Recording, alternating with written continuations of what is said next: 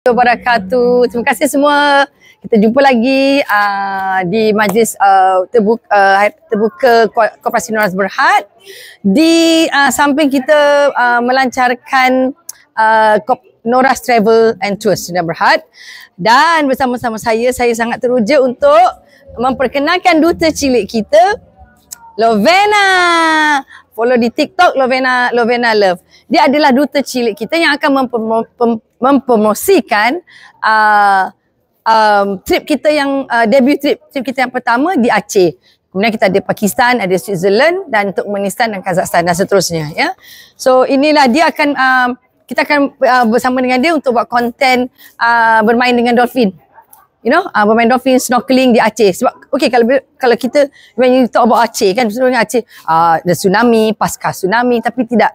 Kali ni sebenarnya selepas ada hikmahnya tsunami tu, dia telah macam membersihkan tsunami, membersihkan dari segi zahir batin, physical, material, whatever you call it. Dia bersihkan so much so that air yang di laut atau laut biru yang di Aceh tu sangat-sangat clear compared to sebelum tsunami.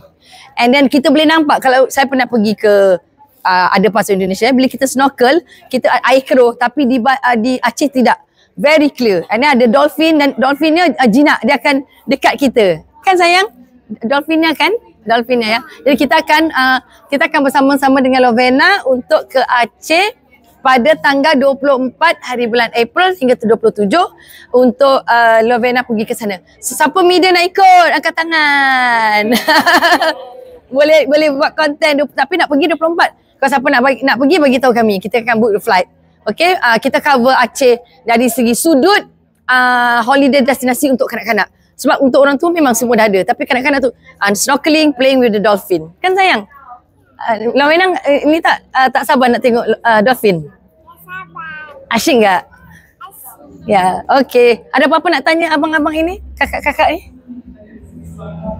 Aku sayang Umi.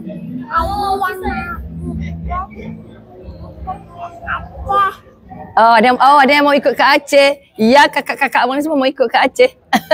Nanti kita sama-sama, ya. InsyaAllah yang seperti yang tadi you all lihat video tu. Of course hari pertama kita akan pergi ke rumah Aceh, kita ke Museum Aceh, Museum Tsunami. Kita akan bagi sedikit perkhidmatan kepada yang terkorban sewaktu tsunami. Kita beri sedikit lah, sedekahkan Al-Fatihah ke.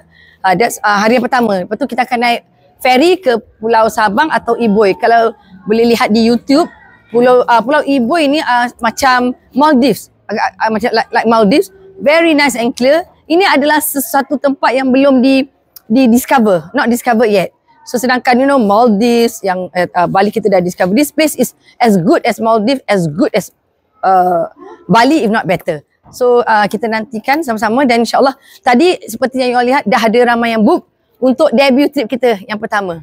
InsyaAllah pada 22 Mei, tetapi pada 24 April ni kita nak buat konten saja, dan kita akan jemput media yang ingin bersama kita.